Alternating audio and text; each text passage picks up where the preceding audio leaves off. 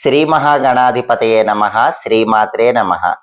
మాచిరాజు భక్తి ప్రేక్షకులందరికీ నమస్కారం. ఆగస్టు 13వ తేదీ గురువారం నుంచి శ్రావణ మాసం ప్రారంభమవుతుంది. శ్రావణ మాసం అంటే లక్ష్మీదేవికి చాలా ఇష్టం. ఎందుకంటే విష్ణుమూర్తి జన్మ నక్షత్రం శ్రవణ నక్షత్రం. తన భర్త జన్మ నక్షత్రం ఉన్న మాసం కాబట్టి శ్రావణ మాసం అంటే లక్ష్మీదేవికి చాలా ఇష్టం. శ్రావణ మాసంలో గురువారాలు, శుక్రవారాలు లక్ష్మీదేవిని పూజిస్తే లక్ష్మీ అనుగ్రహం కలుగుతుంది. మంగళవారాలు మహిళలందరూ మంగళగౌరి వ్రతాన్ని ఆచరించుకుంటారు. అలాగే శ్రావణ సోమవారం శివుడికి చాలా ప్రీతికరమైన రోజు. ఎందుకంటే సంవత్సరంలో వచ్చే 12 నెలల్లో శ్రావణ మాసం అంటే తనకు చాలా ఇష్టమని శివుడు బ్రహ్మమానస పుత్రుడైన సనత్కుమార్ల వారికి చెప్పాడని స్కాంద పురాణంలో చెప్పారు. కాబట్టి లక్ష్మీనారాయణులు, పరమేశ్వరుడు, మంగళగౌరి వీళ్ళందరికీ ప్రీతికరమైనటువంటి మాసము శ్రావణ మాసం. శ్రావణ మాసంలో గృహ నిర్మాణం ప్రారంభిస్తే ధనలాభం కలుగుతుందని మత్స్య పురాణంలో చెప్పారు. అలాగే ఆడవాళ్ళు చాలా మంది నోములు, వ్రతాలు చేసుకుంటూ ఉంటారు. వాటికి కూడా శ్రావణ మాసం చాలా అనుకూలమైనటువంటి మాసం. ఈ శ్రావణ మాసంలో వచ్చేటటువంటి పర్వదినాల విశిష్టత ఏంటో మనం తెలుసుకుందాం. ఆగస్టు 18 మంగళవారం శ్రావణ శుక్ల షష్ఠి తిథి ఉంది. ఆ రోజు మంగళగౌరి వ్రతాన్ని ఆచరించుకుంటారు. కల్కి జయంతి కూడా అయ్యింది. ఈ సందర్భంగా కొన్ని ప్రత్యేకమైన విధి విధానాలు పాటిస్తే అద్భుత ఫలితాలు కలుగుతాయి. ముందుగా అందరూ కూడా శ్రావణ మంగళవారం కాబట్టి మంగళగౌరి వ్రతం చేసుకుంటారు. పెళ్ళైన వాళ్ళు, పెళ్లి కాని వాళ్ళు ఎవరైనా సరే మంగళగౌరీదేవి అనుగ్రహించాలంటే శ్రావణ మంగళవారం ఒక శ్లోకం చదువుకోవాలి.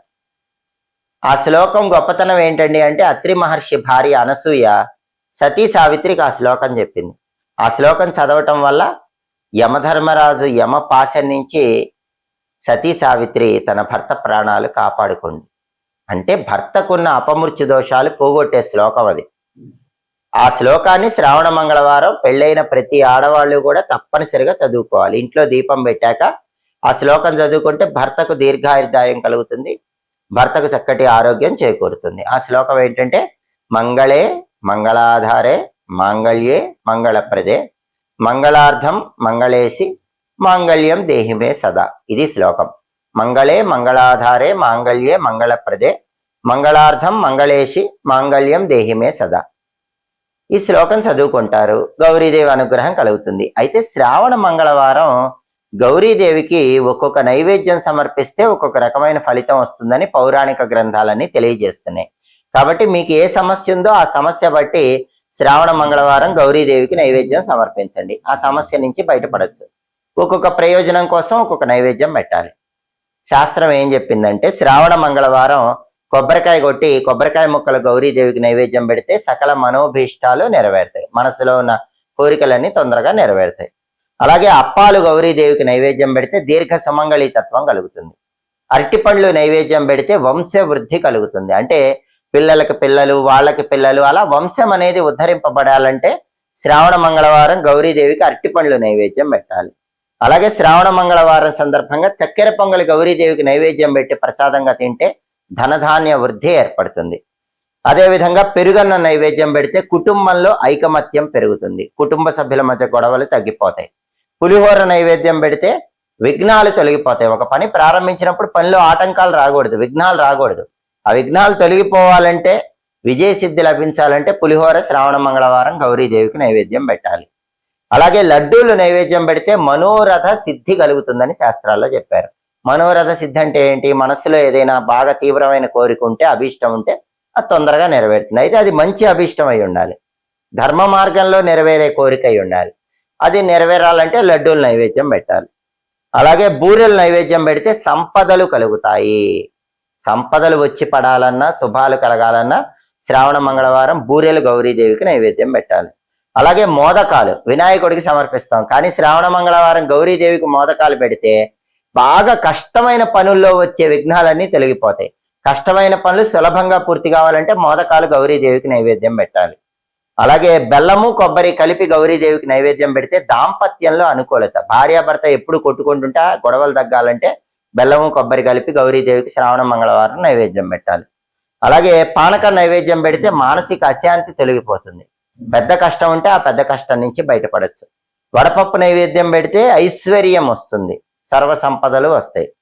అలాగే పాయసం కానీ పరమాన్నం కానీ ఏదైనా గౌరీదేవికి నైవేద్యం పెడితే సంతానం అభివృద్ధి సాధిస్తారు. అంటే మీ పిల్లలు అత్యుత్తమ స్థాయిలో ఎదగాలంటే పాయసం కానీ పరమాన్నం కానీ గౌరీదేవికి నైవేద్యంగా పెట్టాలి. ఇలా పౌరాణిక గ్రంథాల్లో చెప్పిన విధంగా శ్రావణ మంగళవారం ఆగస్టు 18 కానివ్వండి, ఆగస్టు 25వ తేదీ కానివ్వండి, ఎప్పుడైనా సరే శ్రావణ మాసంలో వచ్చే ఏ మంగళవారం అయినా గౌరీదేవికి ఒక్కొక్క నైవేద్యం పెడితే ఒక్కొక్క రకమైన ప్రయోజనం కలుగుతుంది. ఏ మంగళవారం అయినా ఈ శ్లోకం చదువుకుంటే గనక, మంగళే మంగళాధారే శ్లోకం చదువుకుంటే గనక భర్తకు దీర్ఘాయుర్దాయం కలుగుతుంది, అదేవిధంగా ఆరోగ్యం చేకూరుతుంది.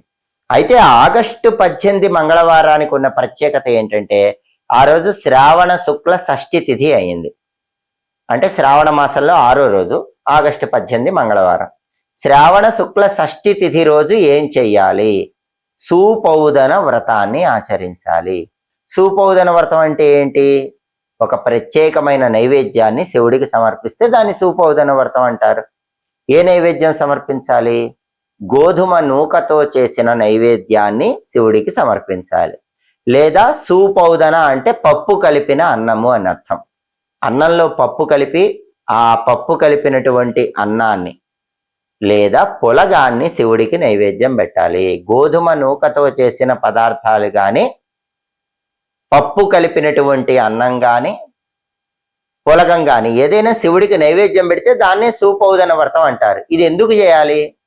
సూపౌదన వ్రతం చేస్తే చనిపోయిన ఒక వ్యక్తి కూడా బతికాడని చెప్పే కథ ఒకటి మనకు స్కాంద పురాణంలో ఉంది.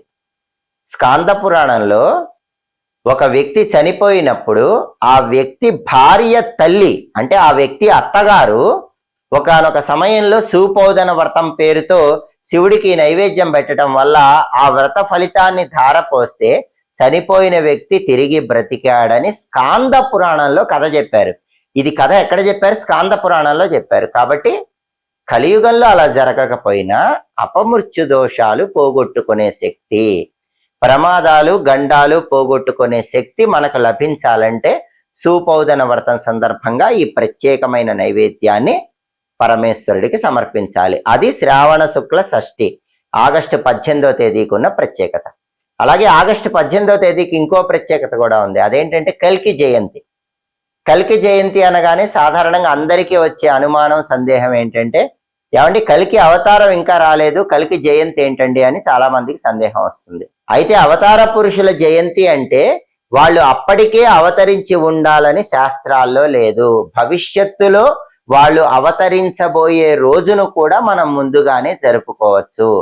భవిష్య పురాణము అని వ్యాసుడు రచించిన 18 పురాణాల్లో ఒక పురాణం ఉంది.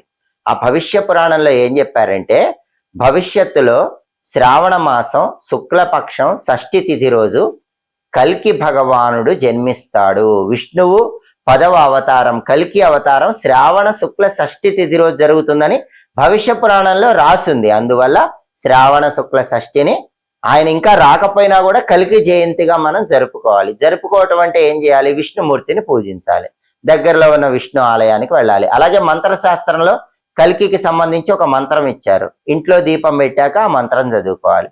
ఆ మంత్రం ఏంటంటే ఓం నమో భగవతే కల్కి విష్ణవే నమః. ఇది మంత్రం. చాలా సులభమైన మంత్రం.